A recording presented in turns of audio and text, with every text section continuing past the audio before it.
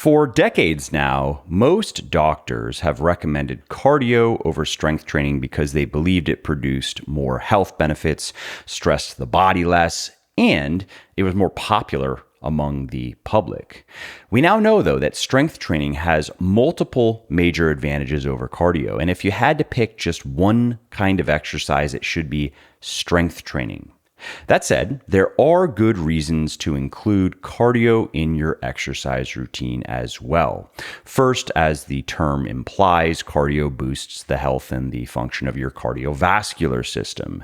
For instance, while cardio and strength training are about equally effective for reducing blood pressure, research shows that doing both reduces blood pressure the most. Additionally, cardio, but not strength training, helps keep your arteries flexible and responsive to changes in blood flow. And that's why studies show that people who do the most cardio have the supplest arteries. And that is crucial for maintaining healthy blood pressure levels and minimizing stress on your heart and blood vessels. Another circulatory downside to aging is the reduction of the capillary health and density of your muscles and other tissues. And studies show that cardio can significantly increase capillary density, which is the number of capillaries in an area of the body, in muscle tissue in just a few weeks. Cardio also burns substantially more calories per unit of time than strength training does. And that, of course, can help you lose fat faster and help you keep it off more effectively. Cardio is great for body composition maintenance for that reason. And when you combine strength training and cardio together, and when you combine them, especially in the way that I teach in my new book, Muscle for Life, which you can learn about at muscleforlifebook.com, muscleforlifebook.com, you can maximize fat loss without hindering muscle or strength gain. So the takeaway here is, with moderate, sustainable, and effective doses of strength training and cardiovascular exercise, you can build a body that looks, feels, and functions like a well-oiled machine. And cardio is easier to incorporate into your fitness regimen than you may think, too. In fact, in Muscle for Life, I share 3 simple principles that allow you to enjoy most of the benefits cardio has to offer with none of the potential downsides. And again, you can learn all about that book, as well as now it's over $13,000 of cool goodies, fitness goodies that I'm giving away to people who pre-order the book at muscleforlifebook.com. Hello, and welcome to Muscle for Life. I am Mike Matthews. Thank you for joining me today. Very quickly, if you have not done it yet, please do subscribe to the show in whatever app you are listening to me in so you don't miss any new episodes. And it helps me because it boosts the ranking of the show in the various charts. So this episode is the latest installment in my Says You series, where I ask people to share things that they disagree with me on. And I usually do it on Instagram, although I do get material for Says You from email as well.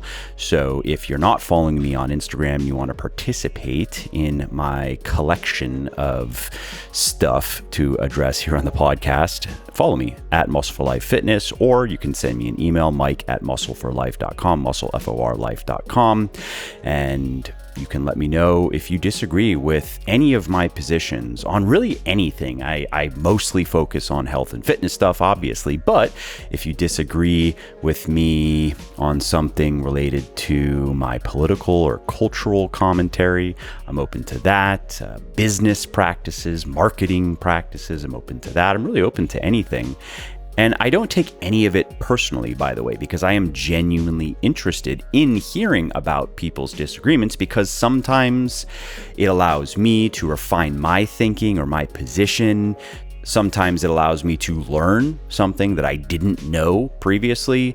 And sometimes it allows me to find out where I am wrong and where I can find out how to be more right, which is how I prefer to look at the process of continually updating positions, updating information, updating facts and opinions.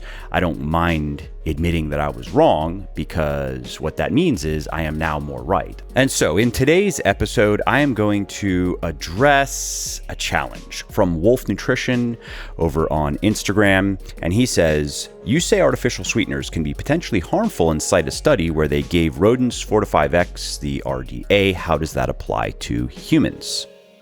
And he brings up a good point. He's referring to the product pages over at Legion's website, legionathletics.com, my sports nutrition company, because on those pages, it says, I'm going to paraphrase, that artificial sweeteners are not as harmful as many people would have you believe, but there is evidence that consuming too much of these chemicals too often can be harmful to our health, and particularly our gut health. And there are a few studies that were cited to support those claims, but I wrote that copy years ago, and I was going with the research that was available at the time that I knew was a bit speculative, and I was very open about that, but that I still stood by based on the research that was emerging at the time, the findings that were coming out at the time. To me, there was clearly a trend. And now you fast forward a couple of years later, and it would appear that my instinct was correct, because there is now quite a bit more research that indicates that I was mostly right, that these chemicals are not as harmful as the alarmists would want you to believe. And I'm not one of those people, but if you want to, let's say, optimize your gut health, which isn't just about the health of your gut. We now know that your gut health impacts many aspects of your health, including your mental health. Then you probably don't want to be consuming a lot of these artificial sweeteners. So quickly, just to mention, I have updated these citations on all of Legion's product pages to the most recent research that best supports the claims made on the pages. And we're going to get into those details here on this podcast. So the question, can artificial sweeteners be harmful to your health? Yes, I do think they can be. I do think that that is supported by good evidence. However, I do not think that they are as harmful as many people claim. And one of the reasons many people claim that these chemicals are very harmful is marketing. It is good marketing to take a strong position on a controversial topic because it gets attention, right? Before you can sell anybody on anything, you first have to get them to stop scrolling. You have to get them to read or listen. You have to get their attention. And extreme and unusual statements get a lot more attention than moderate and conventional ones. So some of these more extreme statements about artificial sweeteners are that they contribute to weight gain, that they can increase the risk of diabetes, metabolic syndrome, cancer, that they can give you headaches, seizures, and mess up your gut health. Most of that, though, is overblown and not supported by the scientific literature. For example, you can find studies that seem to show that artificial sweeteners have a negative effect on weight gain, that they can lead to weight gain or increase the risk of weight gain, but they are observational studies. And that's important because observational studies cannot be used to determine causation. They can only be used to determine correlation, because you are watching a lot of people over a period of time, sometimes a long period of time, and you are simply noting that certain things are happening and that there might be relationships between these things. This type of research is good for coming up with hypotheses, but you don't know if what you are seeing, if the apparent relationships that you are seeing are just coincidences or causes and effects. To determine causes and effects, you have to move to clinical trials. RCTs, randomized controlled trials. Now, those studies can determine causation because they are carefully designed to control, or in many cases, eliminate potentially confounding variables and specifically investigate the hypothesis that you have created and the variables that will prove that hypothesis to be correct or incorrect. And just to give you a simple real world example of how this works, consider people who have lost a lot of weight by following the keto diet and who assume that it was successful because they ate less carbs. They assume that carbs drive fat gain, carbs make you fat, they keep you fat. And that's because many people at least, who push the keto diet claim that. And as proof for that claim, these people say, hey, just cut basically all of the carbs out of your diet and see what happens. If you lose a bunch of fat and if you find it easier to stay lean, well, then my hypothesis, or the hypothesis of carbs driving fatness, is correct, right? And so people give it a go. They get rid of most of the carbs in their diet. They lose weight and think, well, I guess that is correct then. I guess I should just not eat carbs. If you look to the scientific literature, though, we know that is not correct. We know that the reduction of carbohydrate intake is simply a correlation in the outcome of weight loss. It is not the driving factor. It is not causative. It contributed to the weight loss, of course, but the weight loss did not occur because fewer carbs were eaten. It occurred because fewer calories were eaten. It occurred because calorie intake dropped to a point where energy in was consistently lower than energy out. A calorie deficit. That is the true causative factor. And one way of creating a calorie deficit is getting rid of a lot of the foods that you like to eat, which in many cases are high carb foods. And that, of course, is conducive to just eating less food. Another way is to not make such a dramatic reduction in carbs, to eat less carbohydrate, but also eat a bit less fat as well.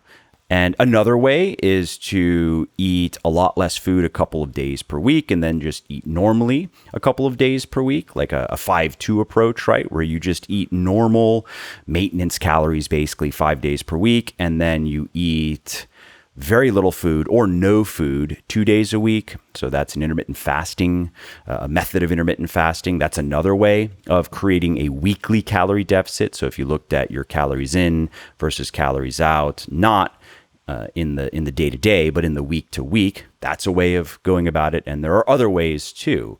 But the key is, if you don't create a calorie deficit, you are not going to lose fat. And that is true regardless of how little carbohydrate you eat.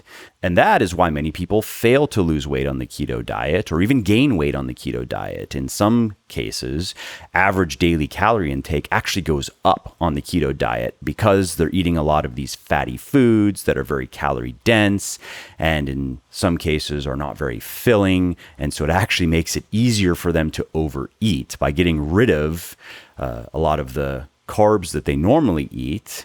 They are generally less full, and they just tend to now eat more calories than before. So anyway, coming back to artificial sweeteners now, we have these observational studies that suggest that they can lead to weight gain. But when we look at randomized controlled trials, we normally find that the opposite is true. So the weight of the evidence goes in the other direction when you look at RCTs. People who consume artificially sweetened foods and drinks actually lose more weight on average than those who eat sugar-sweetened food and drink sugar-sweetened drinks. Of course, because the latter have more calories. It just makes it easier to overeat. And the same goes for studies that purport to link artificial sweeteners with diabetes and metabolic syndrome. There are some observational studies that would suggest there is a cause for concern, but most of the high quality research, most of the randomized controlled trials shows that there probably isn't a major reason for concern, that there probably isn't a cause and effect relationship there. And as far as claims about artificial sweeteners increasing the risk of cancer, those are largely based, at least the ones that I've seen, they're largely based on animal research. There are a few human trials that have suggested there might be a link there. But again, if we look at the weight of the human research, it shows that artificial sweeteners do not increase your risk of cancer. Now, as far as headaches go, this is a little bit less conclusive because some research does suggest that some people are susceptible to getting headaches and migraines after consuming artificial sweeteners, but most research shows that there is no connection there. That said, this is pretty simple for you to conclude for yourself, because if you notice that you tend to get headaches after consuming these chemicals, then stop consuming them. Pretty simple. Who cares what the research says, really, right? If you notice that consistently, if you have some or maybe too much of this stuff, you tend to get a headache, then just stop having it. Just leave it at that.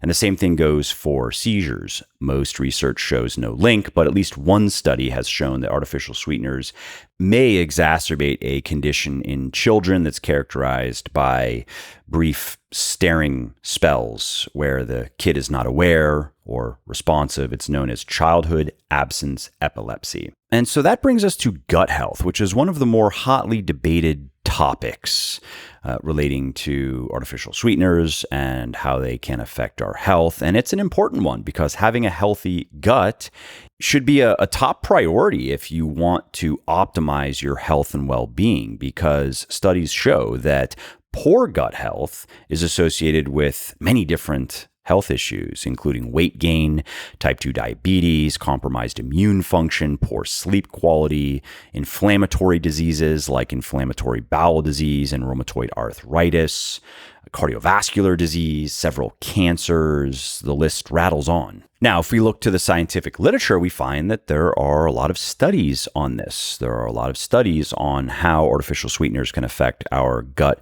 microbiome, which is all of the microorganisms that live in our gut and that are vital to its health and to its function. So this includes bacteria, viruses, fungi, and other things. According to some research, there are about 100 trillion bacteria in our gut. And for the sake of comparison, consider that there are about 30 trillion human cells in our body. So over 3 times as many bacteria in our gut as human cells in our body. Wild, right? Anyway, as I was saying, there are quite a few studies looking at how artificial sweeteners affect the gut microbiome and all of those little creepy crawlies in it. And some of those studies would say or suggest that artificial sweeteners are completely safe, but some of that research was funded by PepsiCo. Not that that automatically invalidates it, but it should be noted. However, there are many other studies that suggest that these chemicals are not good for our guts. For example, in one study that was conducted by scientists at Weizmann Institute of Science, 7 healthy participants consumed 3 120 milligram doses of saccharin per day for 6 consecutive days. And that 360 milligrams of saccharin that the people consumed every day is equal to the FDA's maximal acceptable daily intake, which is 5 milligrams per kilogram of body weight per day. But it's not an unrealistic amount given the quantities that are normally found in many processed foods and drinks that contain saccharin. And at the end of the study, what the researchers found is that 4 out of the 7 people had developed abnormally high blood sugar levels and a compromised gut microbiome. Another study that was conducted by scientists at George Mason University found that consuming just 112 milligrams of aspartame per day, or 33 milligrams of acesulfame K, which, by the way, that is not that much. That is about 8 ounces of diet soda. And so just that amount of these chemicals was enough to alter the overall bacterial diversity in the gut. Now, the researchers did not go as far to say that these changes would cause health issues, but they did recommend more research to be done because that is not very much. We're talking again about 8 ounces of diet soda, and the changes were significant. And so, of course, the question is, well, what if you are having 6 of these diet sodas per day? And what if you were doing that 4, 5, 6, 7 days per week? What would that do to your gut microbiome? And it's research like this that makes me inclined to want to proceed with caution with these chemicals because of how important it is to maintain a healthy gut. If that were not the case, if our gut microbiome didn't impact so many different elements of our health and well-being, then I would be less concerned. But because that is not the case, the opposite is true, and more research is coming out on just how profoundly our gut health affects so many other aspects of our physiology. This is an emerging field of research, so 10 years from now, researchers, doctors, and dietitians might rank maintaining a healthy gut microbiome up there with maintaining good sleep hygiene, for example. It might prove to be that important. And so, why gamble with that? That's my position with artificial sweeteners. Now, if you're going to have some here and there, of course, that's not a problem. But if you look at many fitness folk who take pre-workout, intra-workout, post-workout, BCAAs, multiple scoops of protein powder per day, greens supplement, and whatever else, and they do that 5, 6, 7 days per week, and it's all artificially sweetened, that is a lot of these chemicals to be consuming regularly. And in the end, it might not have any noticeable impact on their health. It might not make any difference whatsoever. But I would say the trend of the research suggests that it is negatively affecting their health, even if they don't realize it, and that they would be in better health if they had less of those artificial sweeteners.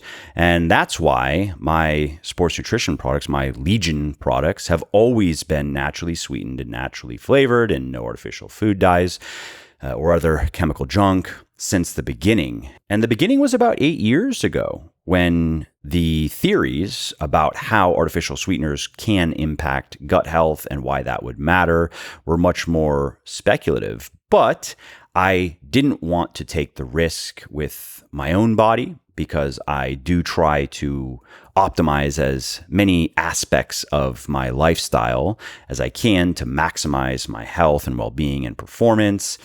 And so, of course, then I didn't want to sell products that I wasn't going to use myself or that I wasn't comfortable using myself. And I didn't want to sell those products to other people. I didn't want to tell people to do something that I wasn't doing myself or that I wasn't comfortable doing myself. And so I committed to all natural products, which has been very expensive and it continues to be very expensive. For example, in some cases, it costs me $3, $4, upward of $5 per bottle just to sweeten and flavor a powder product, like the entire bottle. And if I were to go artificial, I could cut those costs down to 50 cents. It could go from several dollars to 50 cents per bottle. And that would be very nice for margins, but not very nice for my conscience. And so Legion will always be all natural. And so where does all of this leave us? Well, I do think it's smart to at least limit your consumption of artificial sweeteners. Maybe try not to have a bunch of these chemicals every day. Maybe try to have them just here and there. Some people, for example, have very little or no artificial sweeteners when they are maintaining and lean gaining. But when they're cutting, what they find is that having the occasional Diet Coke just helps curb cravings for sweet things, and that helps them stick to their diet. That, of course, makes sense, and I would recommend that if that works well for you. But I would not recommend having 5 per day, for example, if it can be avoided. Now, if you did do that for a couple of months and then you stopped having 5 cans of Diet Coke per day, Yes, you will be fine. And if you have harmed your microbiome at all, it is not permanent. Simply cutting the chemicals out will allow your body to normalize your gut.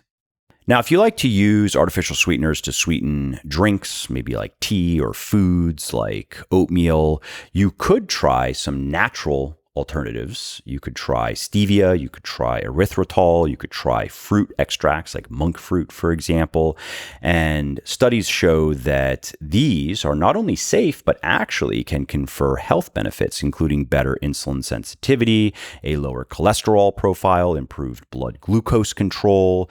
There are potential anti-cancer effects. These substances can lower blood pressure, they can lower inflammation levels, and more. So if you can find a natural sweetener, a calorie-free sweetener that you like, then it's a win-win. Or if you prefer sugar, you could just use that. But of course, you have to account for the calories.